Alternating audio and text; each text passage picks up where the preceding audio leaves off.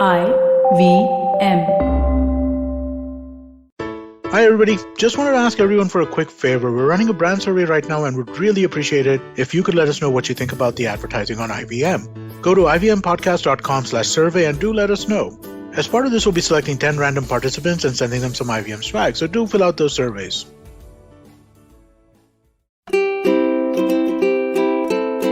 Hello and welcome to the Habit Coach podcast. I am Ashdin Doctor, your habit coach. And today with us for a second time, we have Angus Nelson. And if you missed the first episode, please go listen to that because this is part 2 of that first episode. And in that, we discussed what is manhood? How should we start thinking about it? What are the myths around it? What are the ways in which we can change the way that we affect our belief system about it? And today we're going to be talking about something very, very interesting, which is the Manhood Matrix that Angus has created. So let's jump straight into that conversation.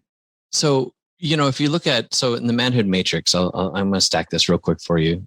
If you imagine, Maslow's pyramid, if you're familiar with that, his whole focus was this thing called self-actualization. Correct. And so I kind of reverse engineered that. It's like, what are the things that help us function as men? And so on the bottom, if you imagine like a pyramid, that first layer, this is the first shift, is all in your mindset.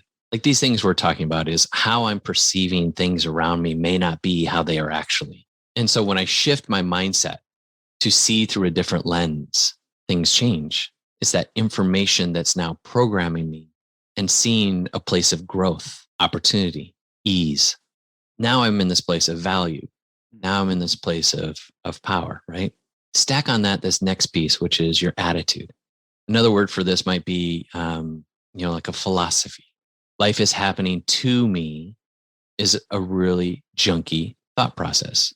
The gentleman you shared before that says, I'm a loser, loser, loser, is thinking that they're a victim. That's never going to serve you well. So what if we change that attitude to life is happening for me? What if life is giving you lessons for you to learn, to give you wisdom and insight and an advantage for your future? One of my clients came to me and he's 26 years old and he's running a solar panel company. At 26, got his own company, right? Fantastic. And he said, I'm just concerned that I dropped out of high school. How long will it be until I drop out of this business too? And I said, well, that's a real shit story. What if your container was so big it didn't require a piece of paper to acknowledge your value? What if life was calling you to a place to fill you with the kinds of insights, audacity, and perseverance to start your own company at 26? That's a change of story. This is a change of attitude. Your philosophy sees through a different lens. And so you stack on that is now you start to see your nature. That word is identity. Your nature, your identity is this understanding that it's not in what you do, but it's in who you are. It's in that being, not that doing. And therefore, you can walk in this place of confidence, walk in this place of knowing that you have influence and power over who you are and how you show up. And that takes you to this place of humility, where you lay down your ego, where your gifts, talents, and skills have place to play in the world. And you start to operate from a place of meaning, a place of contribution. And now you'll start to observe. Observing is this place of self-awareness and emotional intelligence. And you see how you interplay with the people around you, how you affect your team, your colleagues, your spouse, your kids. And as words are coming out of your mouth, you're like, I am talking out of fear. What am I doing? And you stand back and say, I'm so sorry. What I just said is completely wrong. That's not what I mean to say. Here's what I really mean to say. And your wife says, oh, really? That's interesting. This leads you to this place of opportunity where you see the needs of the people around you and how you can meet them and add value. And finally, you'll dare. You'll dare to do the thing that your intuition is calling you to do. And it's not one thing. I don't believe the dare is like, my purpose in life is this one achievement. Because if you achieve that one thing, then what? The rest of your life is kind of jacked. No, our life is a series of dares over and over. You may dare multiple times in a week, sometimes even in a day. You'll dare to step into something that on the outside might feel awkward or scary. And that's that thing that might be pushing you outside of that belief box. Like these are the things that our life, when we shift these 7 areas of our life, we shift everything. And when you have a challenge in an area, you can go down this list, and where you see the part that's in play and in question, then you say, everything that's below that is exactly what I need to invest in to replace that, to rebuild that, to fortify that, and to make it invincible. So interesting. So, for example, if you cannot observe yourself doing the things that you're doing, thinking the way that you're thinking, look at all the aspects that went before it and see, what do I need to switch in this? What do I need to change in this? You might have some things in place. You might have some things not in place, right? Angus, according to you, what are the 3 most interesting ones of this matrix? Let's deep dive into some of them so that people can understand, what are the switches that they can make? What are the negatives of being stuck in this stage? What are the positives of getting out of it, and how they should get out of it? Yeah, my 3 favorite. Well, they're all interrelated. All right, difficult question then. So I'll tell you, like, these are the, let's reframe that. What are the 3 main places where people get stuck? All right, brilliant. I love that. Yeah. Mm-hmm. So I'll start, obviously the first 3 are critical components, and you get these 3 right, and the other ones are made possible, right? So the first one is your mindset. Again, if we look at that programming, we look at the way we see ourselves, what you hear about, you think about. What you think about, you talk about. What you talk about, you bring about. Love it. So here's this interesting thing. You said before about, well, let's call this guy Billy. Sorry if you're really listening to this. So Billy is the one who said he was a loser. Right? Those words alone already tell you what he believes about himself. You want to know what you believe around you? Listen to your words. Because your words will reveal what you've processed about what you've heard. Words will always reveal the heart of a person. Words will always reveal the thoughts. And when they back it up with, oh, just kidding, bullshit. Your words have just cast your ballot of how you voted for you.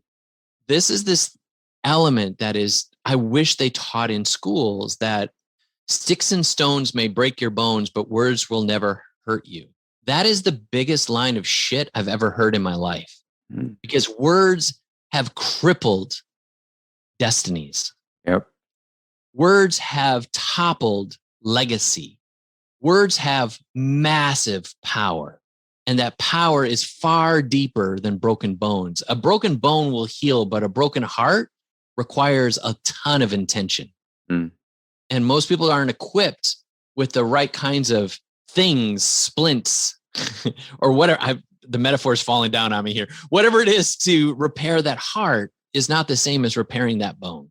Correct. Right? And so this is where, that mindset element is, if you wanted to start with anything, it's like, how do I start reading the right book? So money is a big issue. How you see money. Like, I grew up with a dad who is, kind of the salt of the earth, give you the shirt off his back. Whenever he got money, he donated it to other people. Was always a giver. But the backside of that is, there came a time where we couldn't go to other levels, where that money wasn't invested in other things. And so there's this other element is, how did he see himself? Whenever he got money, he spent money. Well, this is also a story we tell ourselves, is oftentimes when we give money away, on the outside, it looks like generosity. It looks like altruism. However, sometimes it's, no, I'm self-sabotaging my future, because that money could be invested in my business or invested in a future where now I can do even more to help other people. So if I'm giving 10% or 15% of my resources to other causes, well, 10% of, 50 grand is very different from 10% of 150 grand. And you start to see, like, well, what if I have a story in my head about money? I grew up going to church, where some people have misconstrued a scripture that said the love of money is the root of all evil. And they've translated that to say just a lot of money is evil. Correct.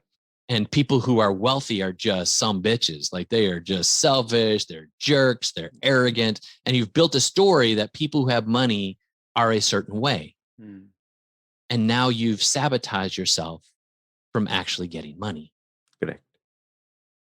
So money is just an energy, and money is a resources, and money creates options. And if you have a heart to do good things, understand that if you get more money, you'll just do more of who you are. Mm. If you're already generous and kind, you'll continue to be generous and kind, just on greater levels. Okay. And so reversing how you see money changes everything. I read a book called You're a Badass at Making Money by Jen Sincero. I've interviewed her a couple times too on my show.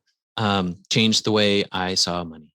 Mm. I treated money very poorly. That's one aspect, just money. Relationships. Are relationships transactional to you? Do you only make friends with people who can offer something to you, get you ahead, open up doors?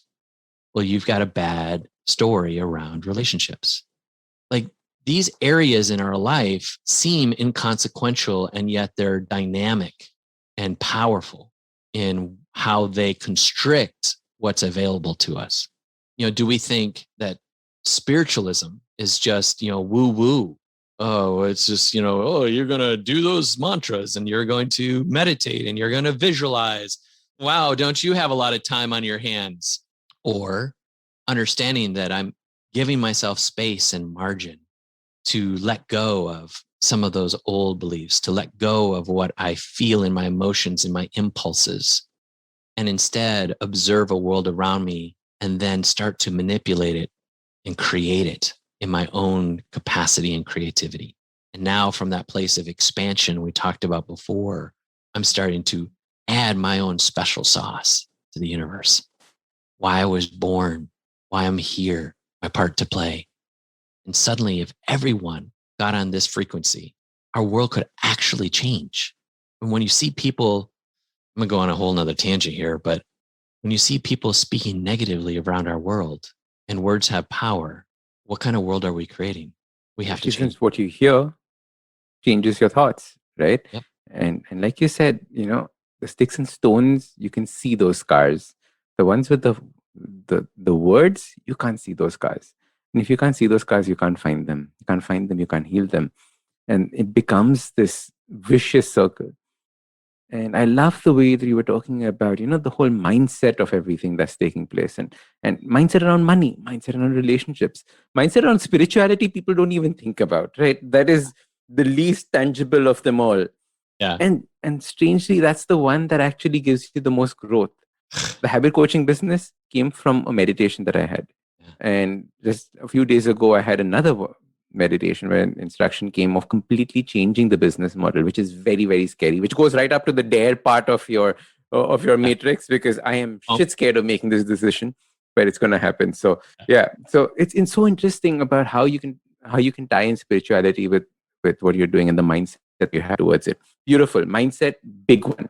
So let's continue this discussion on the other side of a short break.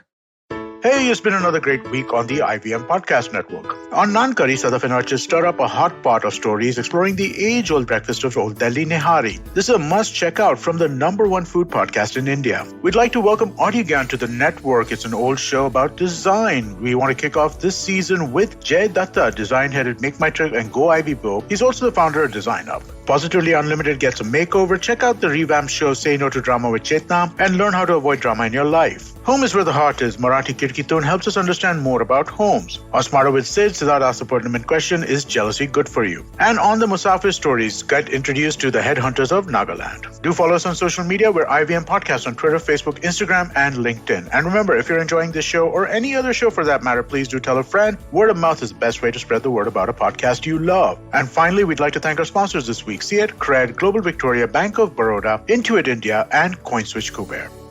All right, welcome back. The next one you said was attitude, right? And I had a question on this, which was attitude is also very closely linked to the principles that you have in life, right?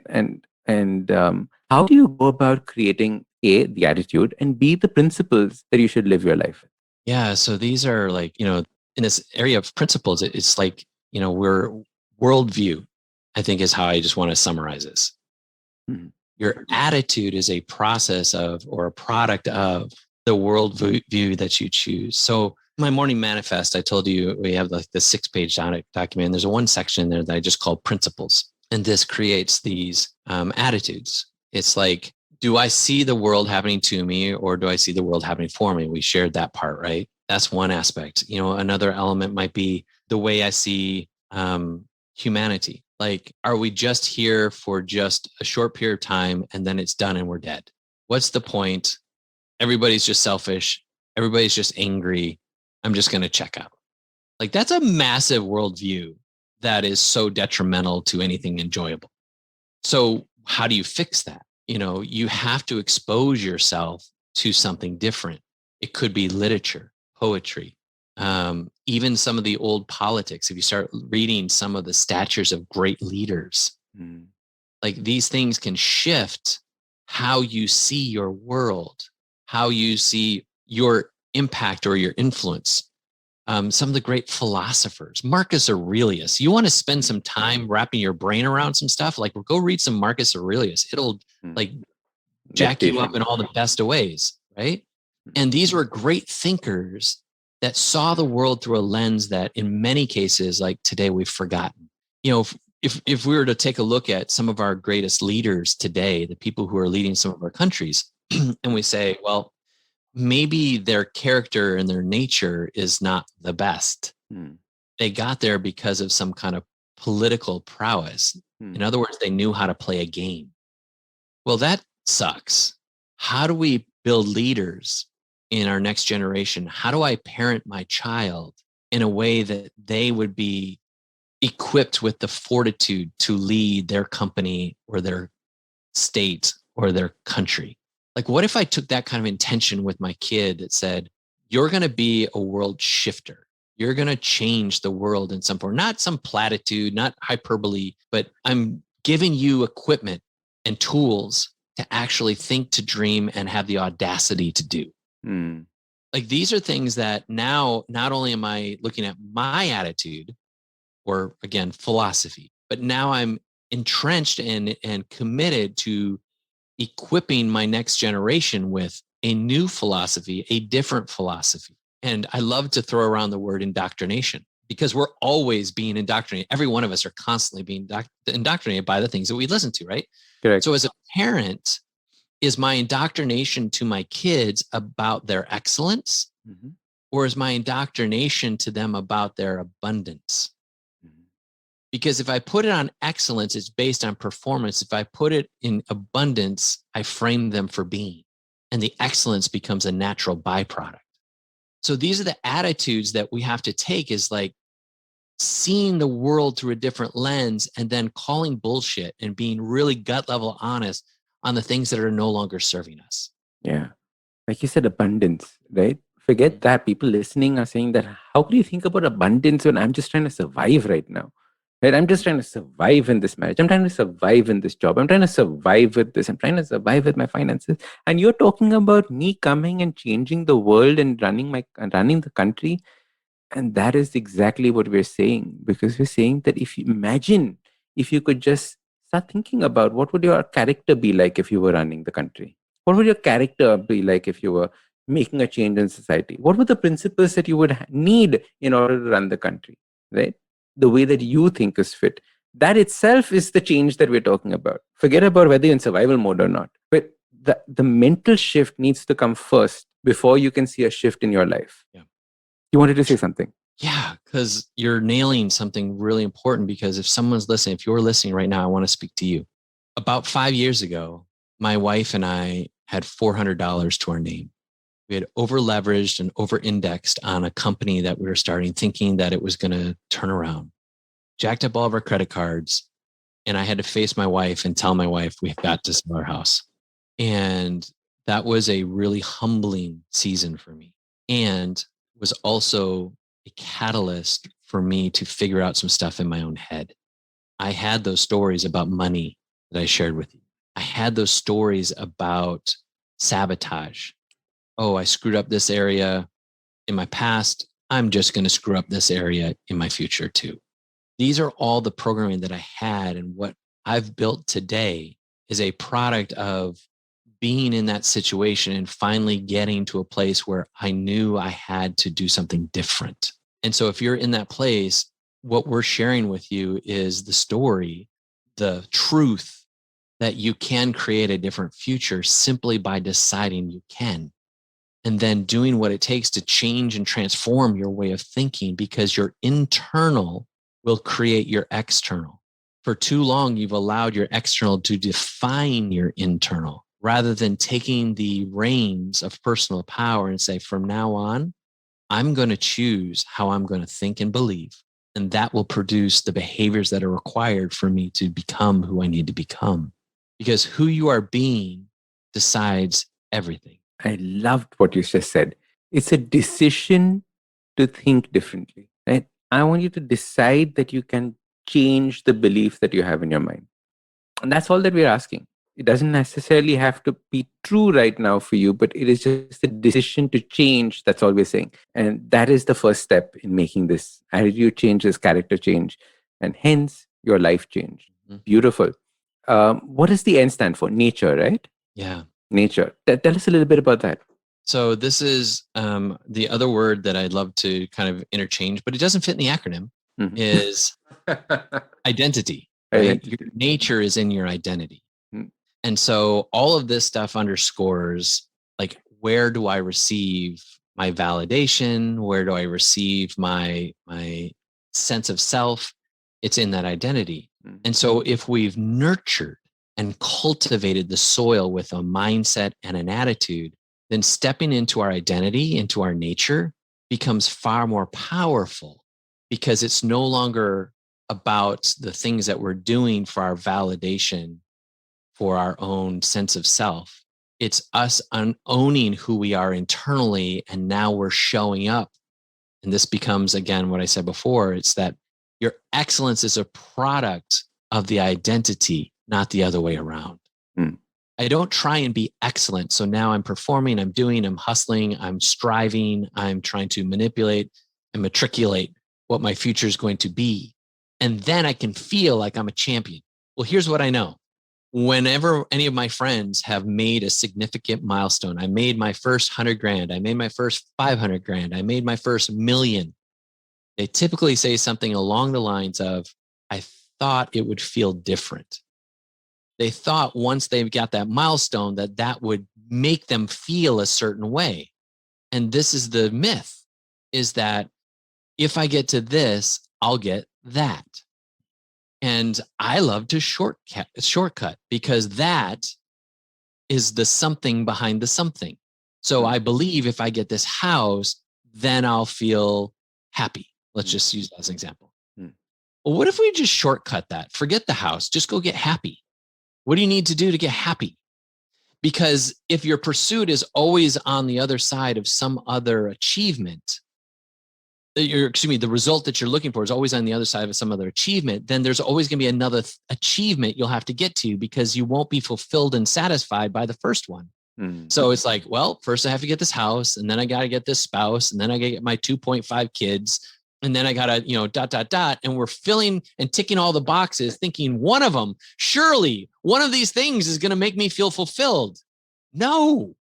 Why don't we get fulfilled first? You'll attract way better, spouse options, because now all of a sudden you're attracting a woman who, or a man who, like, honors and respects who you are and is on the same level and playing field and thinking and philosophy and worldview. Simply because you've already put that out into the universe, because that's who you are. Second of all, like, the things that you're capable of and that you attract, those opportunities for money and wealth creation, for, your job, your career, all a product of your identity. And so fulfillment is not something that we strive to get through a thing. Fulfillment is something we choose to reside in. Like, I'm going to get so filled and satisfied with me that I'm fulfilled just in and of myself, right here, right now, in the present. Gosh, I feel like I'm talking so much, but I'm going to say one more thing. So let's define it, right? Let's define this. This whole thing is, like, again, another myth. We live in one of two realities. You're in the past or you're in the future. If you're in the past, it's positive or negative. You had something amazing happen in your life. Oh, my family business is awesome. I get to inherit that. Man, it was just at the cream of the crop. They were doing gazillions, gabillions of dollars. And then we lost it all. Man, if we could just get back to that again. Get back to those days when everything was awesome and we had like, then I'll be happy because there was something amazing in your past. Or there was something really bad, which could be the exact same story. We lost it all. See, we just lost it all. We're nothing. We're losers. Who did we think we were in the first place? And now I don't deserve and I'm not worthy of success in the rest of my life. Positive or negative, that's how living in the past will serve you. It's shit. Or we live in the future. When I get this, then I'll be happy. This is that whole theorem, right? When I get this house, when I get this spouse, when I get this job, when I get this, never. You get to this, and then you're going to have a that. It's a hamster wheel, and you just keep running and running and exhausting yourself. Or you have option C. If that's A and that's B, let's take option C. What if we just live in the present? Today is an acronym, the only day actually yours. Nice. I have power over today. I decide what I'm going to do. I have a podcast I have to do with Ashdin today, and my daughter's got to get to a thing.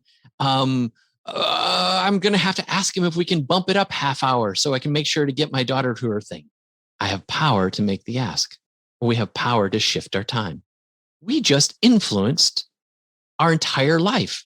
We influence reality simply because we took power over our today. Who I am tomorrow is a product of who I choose to be today. So the investment I make in today, the celebration I have of me today, the fuel and momentum I create today is the thing that bleeds into tomorrow. And so if I want a successful future, all I have to do is creating a successful today, because today will beget tomorrow and it will fuel off the momentum of each and every one of these elements. So if we dial this back down and we focus on today, who do I need to be today and how do I fuel this? People will say purpose is this achievement. I referred to that earlier today. And your identity, I believe, is directly tied to your purpose. And here's what I believe purpose is. I read the book, Claim Your Power by Mastin Kipp, and he talked about the power of emotion and how all of us have these core emotions that are primal to our celebration of self, our comfort and our joy. So what are the two primary emotions that you have that you can connect to different elements in your past of childhood? And to me, it's like excitement, right? And empowerment, which is why I get really, passionate and excited when I'm talking, because I feed off of that. That makes me feel powerful. That makes me feel primed. And when I can transfer that emotion to somebody else and suddenly they get jazzed and they get primed, guess what? I feed off of that. And now I get even more primed and even more jazzed up and even more excited. Now I become like this perpetual, almost like a nuclear power is going on. And if every day I show up just to recreate these emotions and make them transferable or contagious, I never run out of juice. And now momentum can be created because my identity is found in today. My nature is in being here now. That is so amazing. Beautiful, beautiful. Just boiling it down to the choices that you make now. And each choice that you make now is what is going to define your future. Superb. Angus, I think this is a beautiful spot for us to end the podcast on. It's been such a lovely journey when you were discussing about, manhood and the acronyms and what they mean to, the kinds of pitfalls that we face because of what we believe manhood is right in the beginning, with the way society has programmed us, etc. I think it's a beautiful journey you've taken us through. Thank you so much for coming and discussing this with us. Oh, this is so fun. You pulled out some really good stuff in me. So thank you for being you and doing what you do and having me get to be a part of it. My pleasure. We must definitely do another episode on high performance, like you were discussing, and other aspects of it in the future. Angus, how can people get in touch with you? How can people learn more about you, follow you? Where all are you available? The best place would be Instagram. You can find me instagram.com/Angus Nelson. And then my website, angusnelson.com. And then if you want more about the Manhood Matrix, you can actually just go to manhoodmatrix.co. Somebody else has the com. They beat me to it. I don't know why. They're not using it. They're squatting on it. Bless their hearts. I'm going to have to throw some money at them and get it back. But manhoodmatrix.co. All right. Love it. Do you have a podcast as well? So my podcast, Up in Your Business, has been on hiatus, and it will be coming back to life this fall. I'm shooting for September, but if I'm honest, it might push to October. And I'm actually taking that podcast and transitioning it into Evolve Men. Nice. Evolve Men. Is that, just tell us a little bit about that. So I believe all of this is about our evolving. Like the Manhood Matrix is basically plucking people out of the reality that they currently know and seeing the matrix that's always been around. It's always in existence, right? And the challenge for people and for men and women alike is we have to evolve into this new state. And the things that we're experiencing is the resistance we have to change. And punching through those resistance, and these are those belief boxes, is what helps us to get to this place of a new evolved state. And I want to help men, and I want to create a conscious lifestyle for men. And this whole premise is built off this thing I call the conscious design lifestyle, because it's conscious being intentional and design in the creative process. I'm intentionally creating the kind of life that I want. Wow. Lovely. Conscious decision, conscious design. Love it. Absolutely. Superb. Angus, thank you. Thank you so much for coming on board and doing this podcast with us. Looking forward to our next episode. Well, thank you for having me.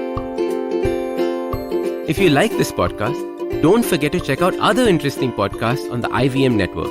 You can listen to us on the IBM Podcast app or IBMPodcast.com. You can also follow us on social media. We are at IBM Podcasts on Twitter and Instagram. If you want to reach out to me, I am Ashdin Doc on Twitter and Instagram. You can find lots more information on my website, awesome180.com, or check out different content on my YouTube channel called AWESOME180. That's Awesome 180. Working Monday to Friday glued to your chair making you feel dull? Worry not. Get your 5-minute weekly dose of travel around the world with postcards from nowhere. Join me every Thursday as I explore the strange, obscure, and fascinating parts of the world and bring out facets of travel you may not have thought of before. You can find us on the IBM Podcast app, website, or wherever you get your podcast from.